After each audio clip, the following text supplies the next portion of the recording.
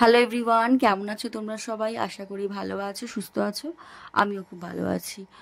অনেক দিন পর আমি লং ভিডিও পোস্ট করছি, প্রায় 2 মাসের পর থেকে। কারণ আমি একদম ভিডিও দিতে পারছিলাম না, লং ভিডিও তো একদমই দিতে আমি পারছিলাম না।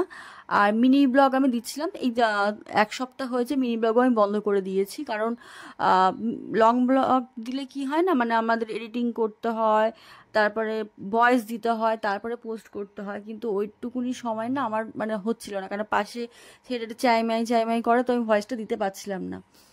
তো ওই কারণে আমার লং ভিডিওটা দেওয়া হচ্ছিল না। আর মাঝে একটুখানি না মানে একটু আয়ুষের প্রবলেম হয়েছিল, তার জন্য আমি একদমই ভিডিও পোস্ট করতে পারছিলাম না, কারণ ওকে সময় দেওয়াটা খুব দরকার হয়ে গেছিলো। তো তার জন্য ওকে আমি সময় দিয়েছিলাম, কিন্তু এখন অনেকটাই আয়ুষ ঠিক আছে, তার জন্য আমি আবার লং ভিডিও পোস্ট করছি। আশা করছি এবার থেকে যেন আমি যেরকম একদিন ছাড়া ছাড়া দিচ্ছিলাম সেরকম আমি দেবো। রোজ হয়তো আমার সম্ভব হবে না, আয়ুষ যতক্ষণ না বড় হচ্ছে। তো আমি আবার লং ভিডিও দেবো। আর আয়ুষকে আমি এখানে দেখো স্কুলে নিয়ে গেছিলাম, তোমরা দেখলে ভিডিওটা। তো আমি আয়ুষকে কিডসির মতন স্কুলেটা ভর্তি করেছি। ওখানেও 5টা বাচ্চার সাথে মেশে, সবার সাথে মেশে কথা বলে, একটু নতুন নতুন কথা শিখবে, তার জন্য আমি দিয়েছি। ওর মনটা যাতে ভালো থাকে তার জন্য আমি আর বিশেষ করে দিয়েছি। তো এখানে আমি তোমাদের বলছিলাম যে আয়ুষ স্কুলে ভর্তি হয়েছে প্রায় 2 মাস হতে যায়। তো ওর আবার এক্সাম চলছে, তো আমি সেই বলছিলাম যে ও এক্সাম শুনলে সবাই হাসবে, এইটুকুনি বাচ্চারা আবার এক্সাম কিসে। ওর এখন 1.5 বছর বয়স। তো এক্সামে ও পরীক্ষা দিয়েছে, তো ম্যাম ওকে বার করার সময় জিজ্ঞাসা করলো যে আপনার ছেলে খুব সুন্দর পরীক্ষা দিয়েছে। তখন আমি জিজ্ঞাসা করলাম ও কী পরীক্ষা দিয়েছে। বলছে ওকে আমি জিজ্ঞাসা করলাম ওর হাত কই পা কই, তো ও দেখি খুব সুন্দর গুছিয়ে কথা বললো। হ্যাঁ, আমি হাসছি যে ও সত্যি এত সুন্দর পরীক্ষা দিয়েছে।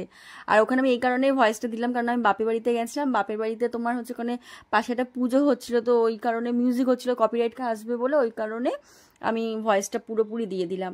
আর আয়ুষকে পাশে দাদুর কলা দিয়েছিল, তো ওই কলাটাও খাচ্ছিল। আর ও কী বলো তো, কলাটা নিয়ে একটুখানি খেয়ে ফেলে দেবে, তার জন্য আমি ওর হাতে কলা নিতে চাইছি, ও কিছুতেই কলাটা দেবে না।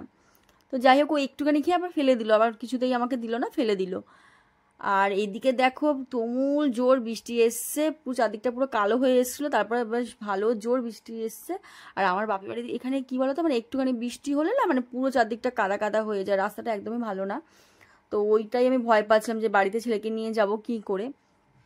তো যাই হোক, একটা থেকে সুবিধা যে আয়ুষ আসার পরে মানে আমরা ঘরে চলে আসার পর বৃষ্টিটা হয়েছে, নাহলে মানে প্রবলেম হয়ে যেত এই আর কি।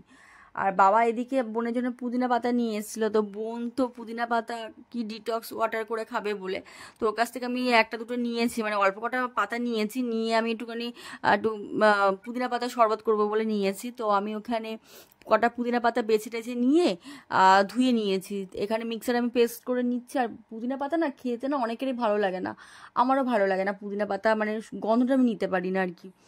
তো এখানে পুদিনা পাতা দেখো কিছু জিনিস আছে না যে আমাদের গন্ধটা হয়তো ভালো লাগে না, কিন্তু শরীরের পক্ষে উপকার, তার জন্য আমি গন্ধটাকে একটু অ্যাভয়েড করে আমি খেয়ে নিই।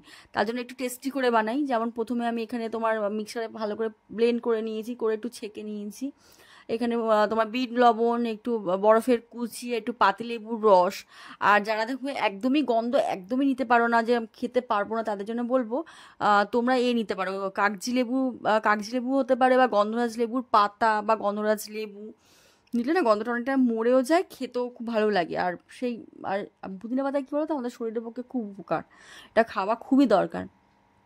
তো আমি এখানে শরবতটা প্রায় আমার হয়ে এসছে, এবার আমি গ্লাসে নিয়ে খাচ্ছি।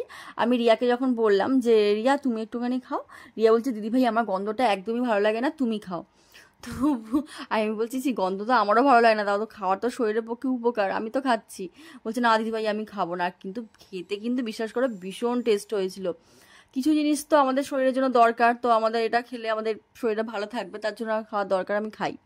রিয়া তো একেবারেই খেলো না, ভেবেছিলাম যে আয়ুষকে দেবো, কিন্তু আয়ুষের যেহেতু বৃষ্টি পড়ছে, ঠান্ডা লেগে যেতে পারে, পুদিনা পাতা কিন্তু এমনি ঠান্ডা, তো ওই কারণে আমি আয়ুষকে দিলাম না। চলো আজকে দুপুরে মেনু কী কী হয়েছে তোমাদের সাথে শেয়ার করি। এখানে হয়েছিল ভাত হয়েছিল, নিম বেগুন হয়েছিল, আর হচ্ছে পাঁচমিশালি সবজি দিয়ে চিংড়ি মাছ দিয়ে তরকারি হয়েছিল, মানে চচ্চড়ি আর কি। আর পাঙস ট্যাংরা মাছ দিয়ে আলু বেগুন দিয়ে ঝাল হয়েছিল। আর কালকেকার টক ডাল ছিল, ওটাই রিয়া গরম করে দিয়েছিল। আর আয়ুষের শিঙি মাছের ঝোল করা হয়েছিল। আর সত্যি সবকটা রান্না কিন্তু ভীষণ টেস্ট হয়েছিল, আমি এখন ভয়েস দিচ্ছি আর আমার জিভ থেকে জল আসছে।